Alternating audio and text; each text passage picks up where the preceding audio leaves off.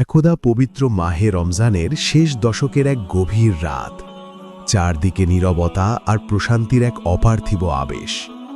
Medina নগরী তখন ঘুমে আচ্ছন্ন। চারপাশের নিস্তব্ধতা যেন পৃথিবীকে ঢেকে রেখেছে। আকাশে অগণিত তারার মৃদু ঝিলিক, আর রাতের বাতাসে ভেসে আসছে পবিত্রতার এক অদ্ভুত অনুভূতি। কিন্তু সেই নিস্তব্ধতার মাঝেও জেগে আছে একটি স্থান, পবিত্র মসজিদে নববী। মসজিদের নিরিবিলি এক কোণে ক্ষীণ আলো জ্বলছে। সেই আলোয় দাঁড়িয়ে আছেন মানবজাতির শ্রেষ্ঠ শিক্ষক, মহানবী মুহাম্মদ সাল্লাল্লাহু আলাইহি ওয়াসাল্লাম। তিনি গভীর একাগ্রতায় ইবাদতে মগ্ন। তার কণ্ঠে পবিত্র কুরআনের তেলাওয়াত ধীরে ধীরে চারদিকে ছড়িয়ে পড়ছে। সেই তেলাওয়াতের সুর যেন রাতের নীরবতাকে আরও পবিত্র করে তুলছে। ঠিক সেই মুহূর্তে হঠাৎ আকাশের এক প্রান্তে দেখা দিল এক অদ্ভুত জ্যোতি। ধীরে ধীরে সেই আলো তীব্র হতে লাগল। মনে হচ্ছিল আকাশের দরজা খুলে গেছে। চারপাশের অন্ধকার ভেদ করে সেই আলোর ধারা নেমে এলো মসজিদের আঙিনায়। বাতাস যেন থমকে গেল, সময় যেন স্থির হয়ে দাঁড়ালো।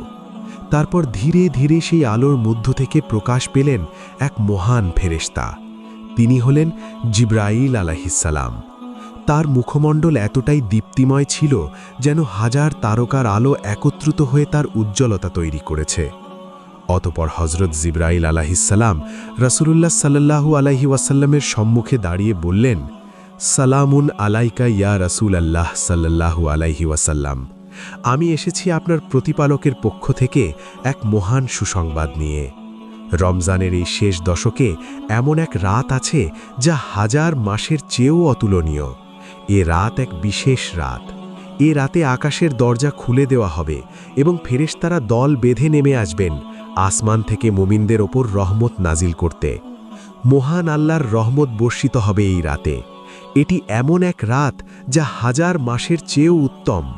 আর এই রাতে যে বান্দা ক্ষমা চাইবে তার সব গুনাহ ক্ষমা করা হবে। এ রাতের শেষ প্রহরে আপনার উম্মতের জন্য ক্ষমা ও মুক্তির ঘোষণা হবে। এটি লাইলাতুল কদর।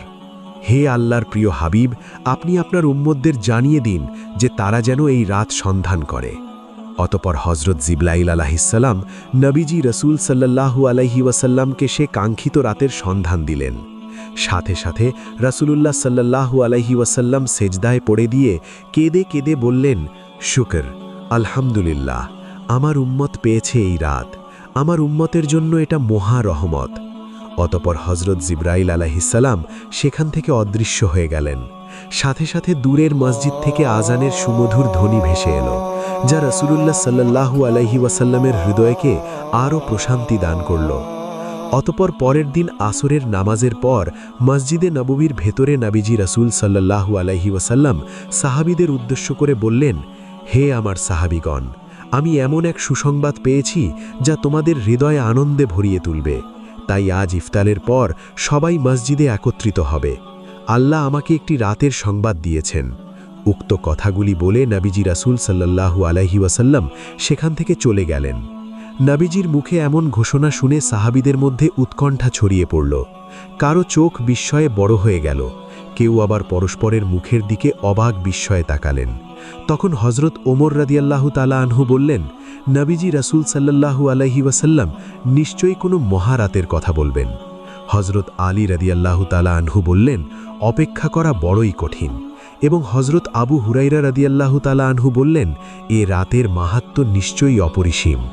সূর্য পশ্চিম আকাশে হেলে পড়েছে। কমলা আর গোলাপি আভা চারিদিকে ছড়িয়ে পড়েছে। মৃদু বাতাস বইছে। চারিদিকে ইফতারের প্রস্তুতি। হজরত বেলাল রাদিয়াল্লাহু তাআলা আনহু ধীরে ধীরে এগিয়ে যাচ্ছেন আজান দেওয়ার জন্য। এদিকে মসজিদের ভেতর সাহাবীরা সবাই অপেক্ষমান। তখন ওবাদা ইবনে সামিদ রাদিয়াল্লাহু তাআলা আনহু বললেন, ভাইয়েরা, আজকের পরিবেশটা কেমন রহস্যময় বলতো। আবু বকর সিদ্দিক রাদিয়াল্লাহু তাআলা আনহু তখন বললেন, যেন আকাশ অপেক্ষায় আছে আজকের সন্ধ্যার জন্য। তখন হজরত ওমর রাদিয়াল্লাহু তাআলা আনহু বললেন, নবীজি রাসূল সাল্লাল্লাহু আলাইহি ওয়াসাল্লাম যেটাই বলুন আমরা যেন তা কবুল করি। হজরত আলী রাদিয়াল্লাহু তাআলা আনহু বললেন, আজকের ইফতার হবে অন্য রকম, আমি তা অনুভব করছি। ফলে সাহাবীদের মাঝে এক গভীর উত্তেজনা সৃষ্টি হলো। ঠিক এমন সময় বেলাল রাদিয়াল্লাহু তাআলা আনহুয়ের কণ্ঠে সুমধুর আজানের ধ্বনি উচ্চারিত হল, আল্লাহু আকবার, আল্লাহু আকবার। এরই মধ্যে নবীজি সাল্লাল্লাহু আলাইহি ওয়াসাল্লামও এসে উপস্থিত হয়েছেন। সবাই খেজুর মুখে দিলেন, কেউ কেউ পানি পান করলেন। অতপর মাগরিবের নামাজ সমাপ্ত করলেন। সবাই একত্রিত হয়ে নবীজি রাসূল সাল্লাল্লাহু আলাইহি ওয়াসাল্লামের দিকে উৎকণ্ঠিত হয়ে তাকিয়ে আছেন। সবার অপেক্ষার অবসান ঘটিয়ে রাসূলে করিম সাল্লাল্লাহু আলাইহি ওয়াসাল্লাম বলে উঠলেন, আল্লাহ আমাকে এক রাত দেখিয়েছেন। এ রাতের ইবাদত 1000 মাসের চেয়ে উত্তম, কারণ এই রাতে ফেরেশতারা আকাশ থেকে অবতরণ করবেন। এটি রহমতের রাত। আমি আজকে তোমাদের সে রাতের নির্দিষ্ট সংবাদ দিতে এখানে একত্রিত হতে বলেছি। এমন সময় হঠাৎ মসজিদের এক কোণে দুইজন সাহাবী আব্দুল্লাহ এবং হারিস তর্কে লিপ্ত হলেন। কে বেশি আমল করেছেন তা নিয়ে কথা কাটাকাটি শুরু হলো। আব্দুল্লাহ বললেন, আমি তো পুরো দশক ইতেকাফে মগ্ন ছিলাম, তাই আমার আমল বেশি। তখন সাহাবী হারিস বললেন, আর আমি প্রতিটি রাত শেষ পর্যন্ত কেঁদে কেঁদে নামাজ পড়েছি, তাই আমার আমল বেশি। এই নিয়ে তাদের মধ্যকার উত্তেজনা ছড়িয়ে পড়ল। ফলে সকল সাহাবীদের নজর সেই দিকে পড়ল। তখন হযরত ওমর রাদিয়াল্লাহু তাআলা আনহু তাদের দিকে এগিয়ে আসলেন ঝগড়া থামানোর জন্য এবং বললেন, থামো, আজকের এই রাতেও তোমরা ঝগড়া করবে? তখন রাসূলুল্লাহ সাল্লাল্লাহু আলাইহি ওয়াসাল্লাম চোখ নিচু করলেন এবং দীর্ঘ নিঃশ্বাস ছাড়লেন। কিছুক্ষণ নীরব থেকে বললেন, তোমাদের এই ঝগড়ার কারণে মহান আল্লাহ আমাকে সেই রাত ভুলিয়ে দিয়েছেন। আমি চেয়েছিলাম তোমাদের সেই রাতের নির্দিষ্ট সময় জানাতে, কিন্তু মহান আল্লাহর ইচ্ছায় তা আমার স্মৃতি থেকে উঠিয়ে নেওয়া হয়েছে। নবীজির মুখে এমন কথা শুনে তখন সাহাবীরা স্তব্ধ। কেউ কাঁদছেন, কেউ মাথা নিচু করে আছেন। বাতাস ভারী হয়ে উঠেছে, কারো মুখে কোনো শব্দ নেই। তখন রাসূলুল্লাহ সাল্লাল্লাহু আলাইহি ওয়াসাল্লাম বললেন, হে আমার সাহাবীরা, মহান আল্লাহ যদিও আমাকে ভুলিয়ে দিয়েছেন, কিন্তু তবুও এতে কল্যাণ রয়েছে। তোমরা রমজানের শেষ দশকের বিজোড় রাতগুলোতে অনুসন্ধান করো সেই রাত, অর্থাৎ লাইলাতুল কদরের রাত। তোমরা বেশি বেশি দোয়া করো, হে আল্লাহ, তুমি ক্ষমাশীল, ক্ষমা করতে ভালোবাসো, আমাদের ক্ষমা করো। অতপর ধীরে ধীরে রাত গভীর হল। সাহাবীরা একাগ্র চিত্তে ইবাদতে মগ্ন হলেন। কারো কণ্ঠে কোরআনের সুর, কারো চোখ থেকে গড়িয়ে পড়ছে অশ্রু। রাসূলুল্লাহ সাল্লাল্লাহু আলাইহি ওয়াসাল্লাম দোয়ায় মগ্ন রয়েছেন। তখন আবু হুরায়রা রাদিয়াল্লাহু তাআলা আনহু বললেন, হে আল্লাহ, আমাদের ক্ষমা করো। উবাইদা রাদিয়াল্লাহু তাআলা আনহু বললেন, আমাদের অন্তর শুদ্ধ করো। হযরত আলী রাদিয়াল্লাহু তাআলা আনহু বললেন, হে মহান আল্লাহ তাআলা, আমরা তোমার সন্তুষ্টি চাই। সাহাবীরা এই রাত ইবাদত বন্দেগীতেই কাটিয়ে দিলেন। বেলাল রাদিয়াল্লাহু তাআলা আনহু ফজরের আজান দিলেন। অতপর সাহাবীরা ফজরের নামাজ শেষ করলেন। তাদের চোখে প্রশান্তি, অন্তরে আশা। তখন রাসূলুল্লাহ সাল্লাল্লাহু আলাইহি ওয়াসাল্লাম বললেন, যে ব্যক্তি এই রাতে দাঁড়িয়ে নামাজ পড়ল, তার পূর্বের সব গুনাহ মাফ হয়ে গেল। মহান আল্লাহ আমাদের ইবাদত কবুল করুন। তখন সবাই একসাথে বলে উঠলেন, আমিন। একদা রমজানের শেষ দশকে ২৭তম রমজানে আয়েশা রাদিয়াল্লাহু তাআলা আনহা ঘুমিয়ে আছেন। তিনি লক্ষ্য করলেন যে রাসূলুল্লাহ সাল্লাল্লাহু আলাইহি ওয়াসাল্লাম গভীর রাত পর্যন্ত নামাজে দাঁড়িয়ে আছেন। নবীজি সাল্লাল্লাহু আলাইহি ওয়াসাল্লামের দীর্ঘ সিজদার কান্না আর দোয়ার শব্দ আয়েশা রাদিয়াল্লাহু তাআলা আনহার হৃদয়কে আন্দোলিত করে তুলল। তাই আয়েশা রাদিয়াল্লাহু তাআলা আনহা ঘুম থেকে উঠে ধীরে ধীরে নবীজি রাসূল সাল্লাল্লাহু আলাইহি ওয়াসাল্লামের কাছে এসে উপস্থিত হলেন এবং আবেগ আপ্লুত কণ্ঠে বললেন, ইয়া রাসূলুল্লাহ, আমি আপনাকে গভীর রাত থেকে নামাজে রত দেখছি।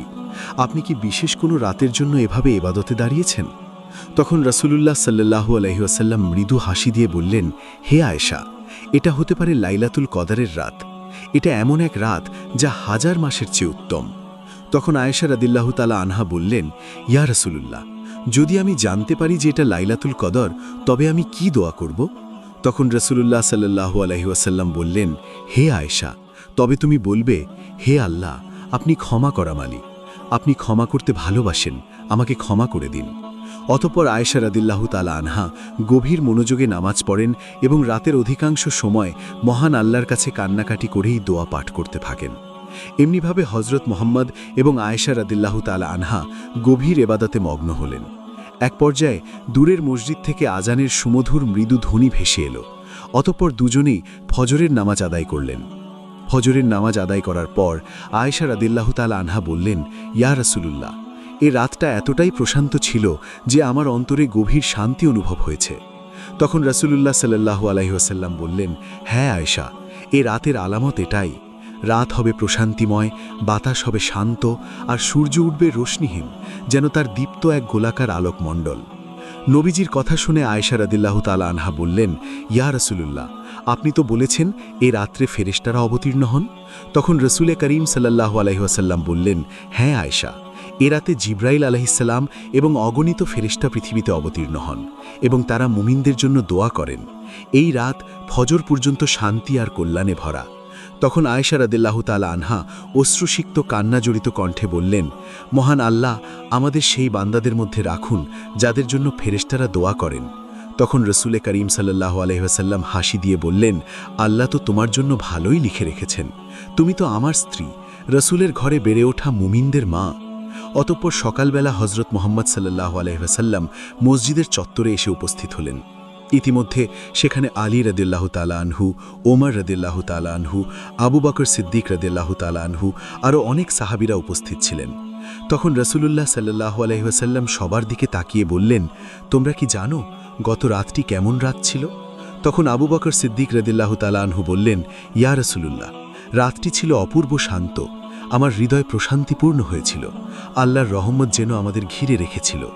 তখন ওমর রাদিয়াল্লাহু তাআলা আনহু বললেন, ইয়া রাসূলুল্লাহ, রাতে আমি দেখলাম আকাশ ছিল পরিষ্কার, বাতাস ছিল শান্ত, মনে হলো ফেরেশতারা যেন চারপাশে ছিলেন।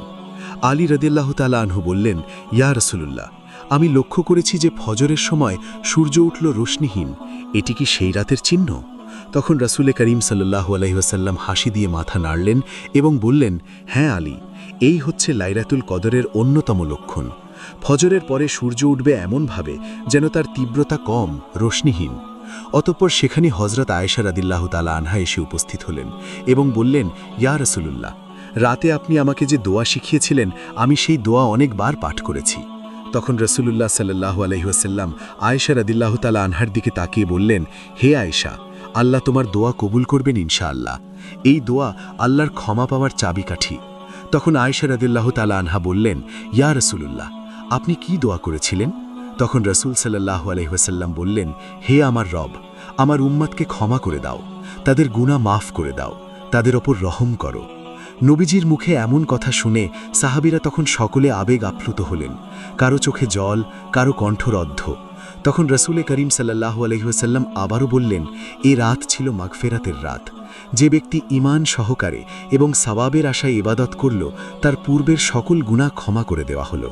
তখন আবু বকর সিদ্দিক রাদিয়াল্লাহু তাআলা আনহু বললেন, ইয়া রাসূলুল্লাহ, আমরা কি আগামী রাতগুলোতেও এইভাবে লাইলাতুল কদরের সন্ধান করব? রাসূলে করিম সাল্লাল্লাহু আলাইহি ওয়াসাল্লাম তখন বললেন, হ্যাঁ, তোমরা রমজানের শেষ দশকের বিজোড় রাতগুলোতে লাইলাতুল কদরের অনুসন্ধান করো, রাতগুলোতে আল্লাহর কাছে ক্ষমা চাও, কারণ তোমরা জানো না কোন রাতটি হবে সেই বরকতময় রাত। একদা রমজানের শেষ দশকের কোনো এক রাতে মসজিদে অনেক সাহাবী ইবাদতে ব্যস্ত রয়েছেন। কেউ কেউ ক্লান্ত হয়ে ঘুমিয়ে পড়েছেন। ঠিক এমন সময় হযরত ওমর রাদিয়াল্লাহু তাআলা আনহু মসজিদের ভেতরে প্রবেশ করলেন এবং তার নজর ঘুমন্ত সাহাবীর ওপরে পড়ল। তখন হযরত ওমর রাদিয়াল্লাহু তাআলা আনহু ধীরে ধীরে এগিয়ে গেলেন ঘুমন্ত সাহাবীর দিকে এবং আব্দুল্লাহ নামে এক সাহাবীকে হালকা নাড়া দিয়ে বললেন, হে আব্দুল্লাহ, তুমি ঘুমিয়ে পড়েছ নাকি? তখন আবু আব্দুল্লাহ রাদিয়াল্লাহু তাআলা আনহু চোখ মেলে তাকিয়ে দেখলেন যে ওমর রাদিয়াল্লাহু তাআলা আনহু সামনে দাঁড়িয়ে আছেন। তাই তখন তিনি বললেন, হ্যাঁ আমিরুল মুমিনিন, কিছুক্ষণ বিশ্রাম নিচ্ছিলাম, কারণ রাত অনেক হয়ে গিয়েছে। তখন ওমর রাদিয়াল্লাহু তাআলা আনহু দৃঢ় অথচ স্নেহ মিশ্রিত কণ্ঠে বললেন, তুমি কি জানো আজকের এই রাত হতে পারে সেই রাত, সেই লাইলাতুল কদর যার ফজিলত হাজার মাসের চেয়ে উত্তম? ওমর রাদিয়াল্লাহু তাআলা আনহার এই কথা শুনে আবু আব্দুল্লাহ রাদিয়াল্লাহু তাআলা আনহু বললেন, আমরা তো ইবাদত করছি, তাই একটু ক্লান্ত হয়ে পড়েছিলাম। তখন ওমর রাদিয়াল্লাহু তাআলা আনহু আবু আব্দুল্লাহর হাত ধরে তাকে দাঁড় করিয়ে বললেন, হে আবু আব্দুল্লাহ, যদি এই রাত তোমার জীবনের শেষ সুযোগ হয়, যদি আজকের রাত্রে আল্লাহ তোমাকে ক্ষমা করার জন্য অপেক্ষা করেন আর তুমি ঘুমিয়ে থাকো, তাহলে তোমার অবস্থা কেমন হবে? তখন আবু আব্দুল্লাহ রাদিয়াল্লাহু তাআলা আনহু বললেন, আপনি সত্য বলেছেন, আমি জানি না আর কতদিন বাঁচব। তখন ওমর রাদিয়াল্লাহু তাআলা আনহু বললেন, মহান আল্লাহ রাব্বুল আলামিন আমাদের জীবনে কত রাত দিয়েছেন, কিন্তু এই একটি রাত যদি আমরা হারাই তাহলে আমাদের ধ্বংসের কারণ হয়ে যেতে পারে। মহান আল্লাহ রাব্বুল আলামিন আমাদের সবাইকে লাইলাতুল কদর রাতে যথাযথভাবে ইবাদত করার তৌফিক দান করুন। আমিন। হজরত আবু হুরায়রা রাদিয়াল্লাহু তাআলা আনহু থেকে বর্ণিত, একদিন সাহাবীরা রমজানের শেষ দশকের এক রাতে মসজিদে নববীতে গেলেন এবং বিশ্বনবীকে বললেন, ইয়া রাসূলাল্লাহ, আমাদেরকে লাইলাতুল কদরের ফজিলত সম্পর্কে বলুন। বিশ্বনবী তখন সমস্ত সাহাবীদেরকে উদ্দেশ্য করে বললেন, হে সাহাবীরা, শোনো, তোমরা রমজানের শেষ দশকের বেজোড় রাতগুলোতে লাইলাতুল কদর তালাশ করবে। কদরের অর্থ অতিশয় সম্মানিত বা পবিত্র রজনী। এই রাত হলো ভাগ্য ও তকদির নির্ধারণের রাত। এই রাত হলো গুনাহ মাফের রাত।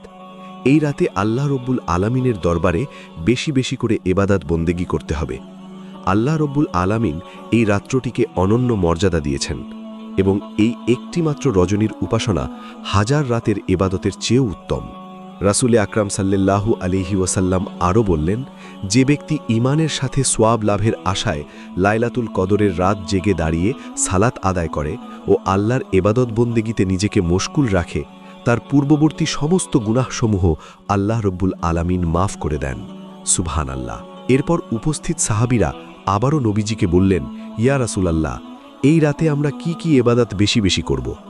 বিশ্বনবী সাল্লাল্লাহু আলাইহি ওয়াসাল্লাম বললেন, কদরের ফজিলত পাওয়ার উদ্দেশ্যে এই রাতে বেশি বেশি নফল নামাজ পড়তে হবে, কুরআন তেলাওয়াত করতে হবে, তাসবিহ তাহলিল পাঠ করতে হবে, নামাজের রুকু সেজদার জায়গাগুলোতে বেশি বেশি সময় ব্যয় করতে হবে এবং নামাজের লম্বা সূরা পাঠ করে নামাজ আদায় করতে হবে।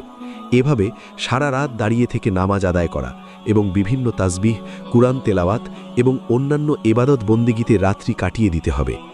এইভাবে বিশ্বনবী সাল্লাল্লাহু আলাইহি ওয়াসাল্লাম পবিত্র লাইলাতুল কদরের রাত্রিতে নিজে এবং সাহাবীদেরকে বিভিন্ন ফজিলতপূর্ণ আলোচনা এবং আল্লাহ রব্বুল আলামিনের এবাদত বন্দেগীতে সারা রাত কাটিয়ে দিতেন। পবিত্র রমজান মাসে আল্লাহর নবী করিম সাল্লাল্লাহু আলাইহি ওয়াসাল্লাম বেশি বেশি করে আল্লাহ রব্বুল আলামিনের কাছে ক্ষমা প্রার্থনা করতেন এবং উম্মতের জন্য, উম্মতের নাজাতের জন্য বেশি বেশি করে দোয়া করতেন।